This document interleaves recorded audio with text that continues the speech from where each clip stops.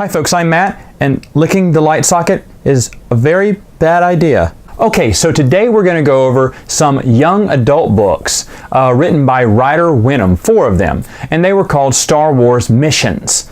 And Missions was kind of like a mail-order scholastic series. It was an adventure book, very similar to the Episode 1 and Episode 2 books that I've mentioned on this series. They did this back in the late 90s, and the first one was called Attack on Yavin. Now, this is Admiral Turmo, who is captain of the Star Destroyer Liquidator, and he is waiting for a message from Tarkin to see, what's going on, how the battle go. He doesn't know. He's still sitting. He doesn't know the Death Star's been blown up. Meanwhile, Luke and Leia have had these little mini adventures in the meantime. They're still celebrating their, victory over the Death Star, and he's just sitting there going, I haven't heard from Tarkin in a while. So he sends Captain Skeezer, yep, that's right, his name is Skeezer, almost as bad as she.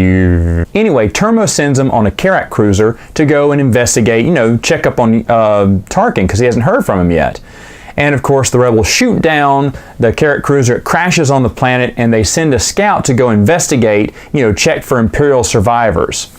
Well, of course, this is an adventure book, and all these are adventure-style books. So you'll have a 12-sided die while you're going through them, and you're rolling when you come across a situation. And man, does this scout come across several situations. Killer droids, stormtroopers, more stormtroopers.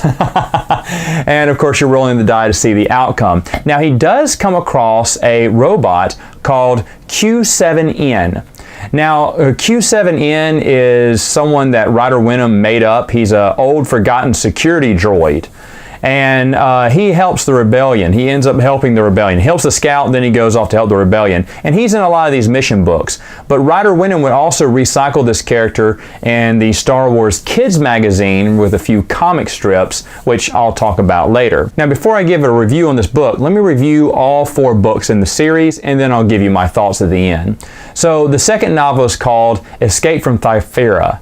In this book, Dodonna discovers that there is tainted Bacta, and so he sends Luke, Leia, and Han, because, hey, who else is he going to send, right? To go to Thyferra to investigate this contaminated Bacta mystery.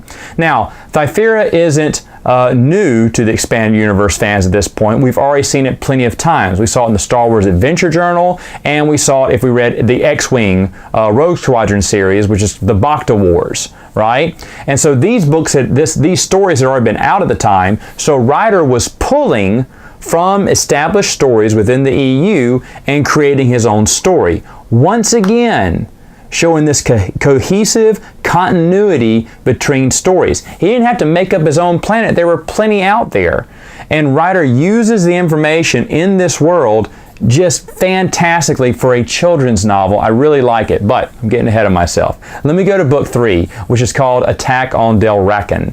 Now, Han, Luke, and Leia, followed the trail of the contaminated Bacta to this planet, and lo and behold, they encounter Imperials again. I should mention they encountered Imperials at Thyferra too, but Imperials are everywhere, and of course they're encountering them and trying to escape. Now, this time in the novel, they also find out about Admiral Turmo and how he has already sent his Star Destroyer to Yavin to investigate.